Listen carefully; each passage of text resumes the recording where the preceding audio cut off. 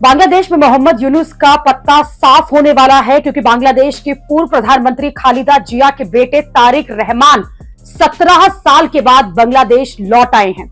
तारिक रहमान गिरफ्तारी से बचने के लिए 2008 में लंदन भाग गए थे। तब शेख हसीना सरकार में उनके खिलाफ भ्रष्टाचार के कई मामले चल रहे थे और अब तारिक जो है वो 17 साल के बाद लौटे हैं। और आपको बता दें कि उनके स्वागत में उनकी पार्टी बीएनपी के 1 लाख से ज्यादा कार्यकर्ता जुटे हैं। तारिक रहमान ने भाषण में कहा कि हम देश में शांति कायम करेंगे और नया बांग्लादेश बनाएंगे। बांग्लादेश में अगले साल 12 फरवरी को आम चुनाव होने वाले हैं। खालिदा जिया के बीमार होने की वजह से माना जा रहा है कि रहमान अगले प्रधानमंत्री के दावेदार हो सकते हैं। तारिक रहमान का बांग्लादेश लौटना मोहम्मद यूनुस और कट्टरपंथी जो हैं उनके लिए तगड़ा झटका है। तारिक रहमान के लौटने से खालिदा जिया की पार्टी बीएनपी बेहद मजबूत हो जाएगी और वहीं बांग्लादेश में कट्टरपंथियों की पार्टी जमात इस्लामी पर इसका असर पड़ेगा। जमात इस्लामी पर शेख हसीना ने बैन लगाया था, लेकिन यूनुस ने ये बैन जो है हटा लिया था। अब बांग्लादेश में चुनाव के लिए तारिक रहमान और कट्टरपंथी जमात इस्लामी में टक्कर होगी, क्योंकि शेख हसीना की पार्टी को बांग्लादेश में बैन कर दिया गया है। शेख हसीना के जाने के बाद से बांग्लादेश में जो कट्टरपंथी हैं वो पूरी तरह से हावी हैं और इन कट्टरपंथियों की पार्टी जमात इस्लामी पूरी तरह से भारत के खिलाफ है।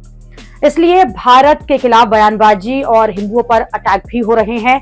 लेकिन तारिक रहमान जो हैं उनके आने से जमात को झटका लगेगा। तारिक रहमान की वापसी से भारत विरोधी कट्टर नैरेटिव हाशिए पर जा सकता है। तारिक रहमान के आने से बीएनपी मजबूत होगी और ये वापसी जो है वो जमात इस्लामी की कट्टर राजनीति को तगड़ा झटका देगी। अगर कट्टरपंथी हाशिए पर आ जाएंगे तो ये भारत के लिए अच्छी खबर होगी। तारिक रहमान के बांग्लादेश लौटने के बाद से ये भी चर्चा हो रही है कि मोहम्मद यूनुस का टाइम जो है वो बांग्लादेश में अब खत्म होने वाला है। तारिक रहमान अगर बांग्लादेश में चुनाव जीतने के बाद नए प्रधानमंत्री बनेंगे तो यूनुस का भी हिसाब होगा। और इसके अलावा तारिक रहमान ने ये संकेत भी दे दिए हैं कि वो कट्टर राजनीति जो है वो नहीं चलने देंगे। तारिक रहमान ने अपने समर्थकों को संबोधित करते हुए शेख हसीना सरकार की आलोचना की और उस्मान हादी का भी जिक्र किया। छात्र नेता उस्मान हादी को 12 दिसंबर को ही गोली मार दी गई थी, जिसके बाद से बीते गुरुवार को उनकी मौत हो गई। तारिक रहमान ने कहा कि 15 साल के शासन यानी कि शेख हसीना के दौर में कोई भी खुलकर कुछ नहीं कह सका। 2024 के आंदोलन के नेता उस्मान हादी की हत्या कर दी गई, जो कि एक बहादुर नेता थे। उन्होंने आगे कहा कि इस देश की कमान अब युवा जो है वो संभालेंगे। तारिक रहमान ने कहा कि हम बांग्लादेश में शांति और स्थिरता चाहते हैं। मार्टिन लूथर किंग ने कहा था कि आई हैव अ ड्रीम। आज मैं कहना चाहता हूं कि मेरे पास एक प्लान है, अपने देश के लोगों के लिए और अपने देश के भविष्य के लिए।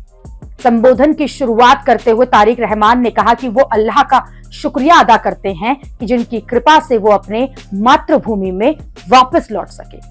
उन्होंने कहा कि ये वही धरती है जिसे 1971 में भारी बलिदानों के बाद आजादी मिली थी। तारिक रहमान ने कहा कि किसी तरह का एक आंदोलन जो है वो 2024 में भी देखने को मिला, जब 5 अगस्त को लोगों ने देश की संप्रभुता की रक्षा के लिए खड़े होकर संघर्ष किया। उन्होंने कहा कि आज वक्त है कि हम सब एकजुट हों। मुस्लिम, ईसाई, बौद्ध और हिंदू सभी मिलकर यहाँ रहते हैं। हमें मिलकर एक नया बांग्लादेश बनाना है।